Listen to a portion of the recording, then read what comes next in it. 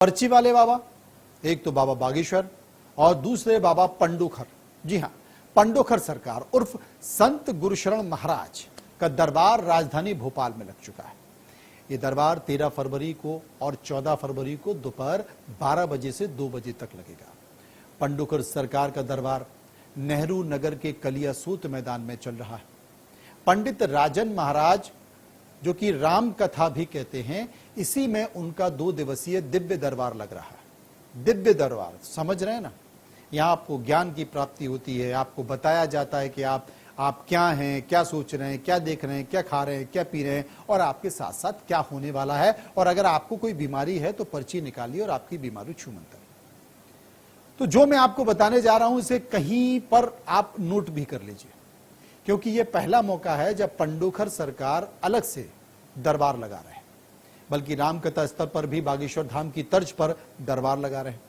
पंडोखर सरकार ने दरबार में पर्ची लिखकर समाधान करते हैं, ठीक कैसे? जैसे बागेश्वर करते हैं। उन्होंने सबसे पहले इछावर सीहोर से पहुंचे शख्स का पर्चा निकाल लिया। पंडोखर सरकार ने कहा कि आपके भाई अजय कुमार पटेल विधानसभा चुनाव जीतेंगे, 10,750 वोट से जीत होगी। देखिए, चुनाव कमीशन, चुनाव आयोग की पेटी बाद में खुलेगी, ईवीएम मशीन बाद में खुलेगी, लेकिन 10,750 वोट से आपके भाई की जीत होगी। और अगर ऐसा नहीं होता है तो जब भी मैं भोपाल आऊं तो खड़े होकर कह देना कि गुरुजी का पर्चा गलत था। इस दावे के बाद जब पंडोखर सरकार ने मीडिया से बातचीत की, उन्होंने पर्चा बनाने की ट्रिक पर कहा कि तुम्हारे दद्दा कक्का के पहले से पर्चा बना रहे हैं। पर्चा बनाना कोई चमत्कार नहीं है। क्या जीवन की बिगड़ी बनाना चमत्कार है? पर्चा बनाने वालों की जांच होनी चाहिए। हम देसी गुरु हैं, कभी चमक दमक नहीं दिखाते। पंडोखर सरकार ने नागपुर में भी अपना दरबार लगाने की बात की है। और इसके साथ साथ जो म्यूजिशियन और माइंड रीडर सुहानी शाह हैं, जो चैलेंज, उसको भी चैलेंज किया है कि वो मेरे सामने आके अपनी कला दिखाए। उन्होंने नागपुर के श्याम मानव को बहस में चुनौती करने की बात करी है। पंडोखर सरकार ने मध्य प्रदेश में सनातनी बोर्ड बनाने की भी बात की है। भोपाल में पंडोखर सरकार ने क्या कुछ कहा, ये पूरी बातें जो मैं आपको बता रहा हूं, वो सारी बातें सुन लीजिए। मुस्लिम संप्रदाय के लोग ओम को अल्लाह मान रहे हैं, अल्लाह को ओम मान रहे हैं, इससे बड़ा और क्या हो सकता है? बहुत अच्छी बात है। यानी मैं तो ये कहूंगा, अपनी अपनी पढ़ाई है।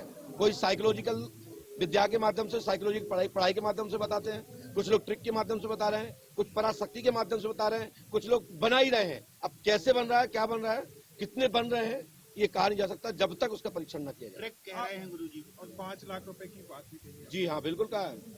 आप बताएंगे, पर्चा बनाएंगे?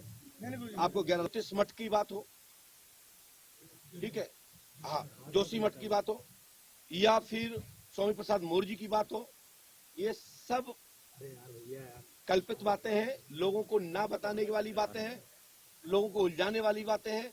शक्ति आवश्यकता जहां होती है वहां शक्ति लगाई जाती है। जैसे हनुमान जी पर शक्ति लगाई गई, संजीवनी लेके आए। जहां आयुर्वेदिक की आवश्यकता थी वहां दवा देकर के लक्ष्मण जी को मूर्छित अवस्था जगाया गया। इसलिए जो उन्होंने कहा कि चीन को भगा दे, कर दे, अनुष्ठान से रोका जा सकता है, शांति लाई जा सकती है। शक्तियां लड़ती नहीं है, शक्तियां बचाव करती हैं, क्योंकि ये कलिकाल है।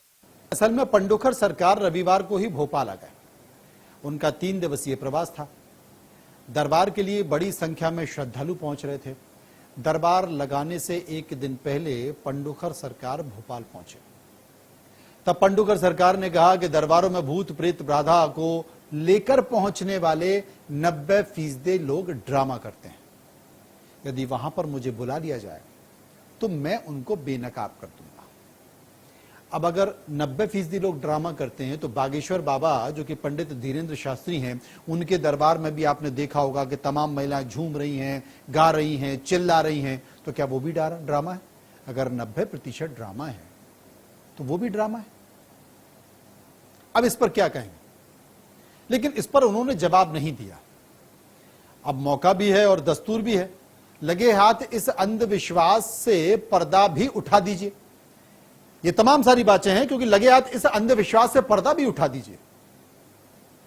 अब जब बात बड़ी है तो आगे भी जाएगी, क्योंकि पंडोखर सरकार ने मौलाना मदनी के बयान पर मंच से कहा है कि ओम में, राम में, ईश्वर में ही संपूर्ण ब्रह्म को जानता हूं।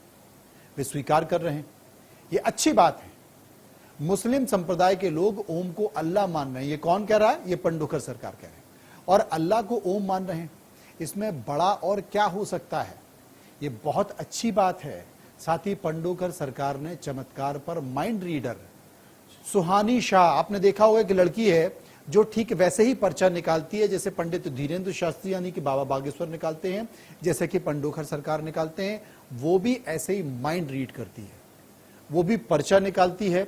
आप कुछ भी लिख दीजिए प्लेट पे, वो उस प्लेट पर लिख देती है और फिर वो बता देती है कि आपने इस प्लेट पर क्या लिखा, आपने क्या सोचा और आप क्या करने जा रहे हैं। वो भी यही करती है। अब जब वो भी यही करती है तो आप सोचिए, पंडोकर सरकार ने उन्हें भी चैलेंज कर दिया कि वो मेरे सामने आ जाए। अब ये भी सुहानी का पर्चा निकालेंगे और सुहानी भी इनका पर्चा निकालेगी, तो कैसा दृश्य होगा सोचिए। लेकिन दोनों आमने सामने कब आएंगे, इसके लिए इंतजार करना पड़ेगा। तो एक तरफ तो पंडोकर सरकार हो गए, दूसरी तरफ कौन है? दूसरी तरफ है बाबा बागेश्वर यानी कि पंडित धीरेन्द्र शास्त्री, जो छतरपुर में है, छतरपुर के गढ़ा में है और वहां पर दिव्य दरबार लगा हुआ है। तो पंडित धीरेन्द्र कृष्ण शास्त्री जो कि एक भव्य दरबार में है, वो करीब कन्याओं का विवाह करा रहे हैं, 250 कन्याओं का विवाह करा रहे हैं। तमाम लोग इसमें शामिल हुए हैं, इस कार्यक्रम में शामिल हुए हैं और उन्होंने मीडिया से भी बातचीत की, उन्होंने मीडिया से भी मुखातिब हुए, मीडिया से बहुत सारी बातचीत की। उन्होंने का भविष्य सुरक्षित रहे। आज मध्य प्रदेश में जो चुनौतियां हैं, इन चुनौतियों का सामना हम सब मिलके करें। क्या आशीर्वाद दिया कमलनाथ जी? महाराज जी ने क्या आशीर्वाद दिया है? महाराज जी ने आशीर्वाद मुझे आवश्यक दिया और वो सबको आशीर्वाद देते हैं। हमने देखिए, भारत जो है, भारत अपने संविधान के अनुसार चलता है। बाबा साहब अम्बेडकर ने संविधान बनाया था, जो संविधान जो संविधान भारत का है, वही संविधान भारत का है।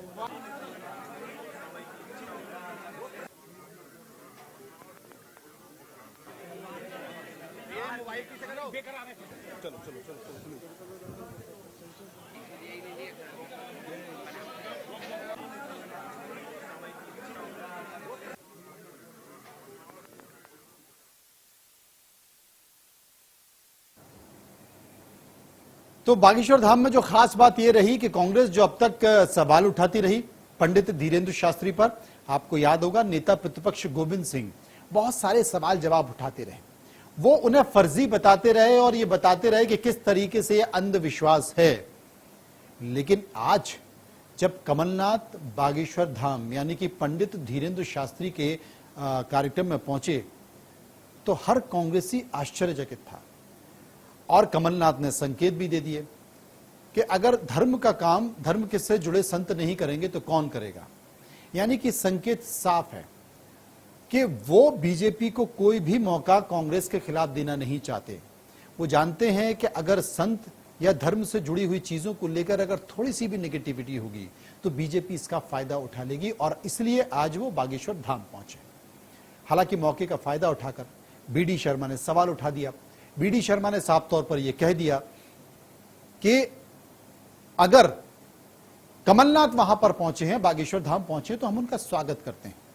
लेकिन कमलनाथ ये बताएं कि ये उनकी यानी कि कांग्रेस की दोगली प्रवृत्ति क्यों है, दोहरा चेहरा क्यों है? क्योंकि नेता प्रतिपक्ष डॉक्टर गोविंद सिंह या तो माफी मांगे, क्योंकि इसके पहले वो पंडित धीरेन्द्र शास्त्री को ढोंगी कह चुके हैं। बीडी शर्मा ने जो बात कही है उसे भी आप अपने हिसाब से डिकोड कर सकते हैं, यानी कि समझ सकते हैं। यानी कि धर्म और धर्मगुरु दोनों ही इस देश के अभिन्न अंग हैं और राजनीति भी इससे अछूती नहीं है। कमलनाथ गए हैं, बहुत अच्छी बात है, लेकिन डॉक्टर गोविंद सिंह ने जो कहा है उस पर भी कांग्रेस जरा अपना रुख स्पष्ट कर दे या डॉक्टर गोविंद सिंह माफी मांग ले। अब सबको इंतजार डॉक्टर गोविंद सिंह का है कि डॉक्टर गोविंद सिंह क्या कहते हैं। लेकिन आज जब कमलनाथ बागेश्वर धाम पहुंचे तो बीडी शर्मा ने सवाल किस तरीके से उठाए, ये सुनिए। कि वो बागेश्वर धाम पहुंच रहे हैं और भारत के इतिहास में इस बात की कांग्रेस के नेतृत्व के द्वारा स्वीकारोक्ति देना कि धर्म और धर्मगुरु ये इस देश के अभिन्न अंग है और राजनीति भी इससे अछूती नहीं है, तो इसलिए ये तो अच्छी बात है। और मैं तो कमलनाथ जी का बिल्कुल इस बात के लिए स्वागत करता हूं कि वो बागेश्वर धाम पहुंचे हैं। लेकिन कमलनाथ जी, आप लोगों की और आपके दल की जो दोगली प्रवृत्ति है, दोहरा चरित्र है, इसका जवाब मध्य प्रदेश नहीं देश की जनता भी चाहती है कि आपके नेता प्रतिपक्ष ने श्रीमान गोविंद सिंह जी ने किस प्रकार से बागेश्वर धाम के ऊपर आक्रमण किए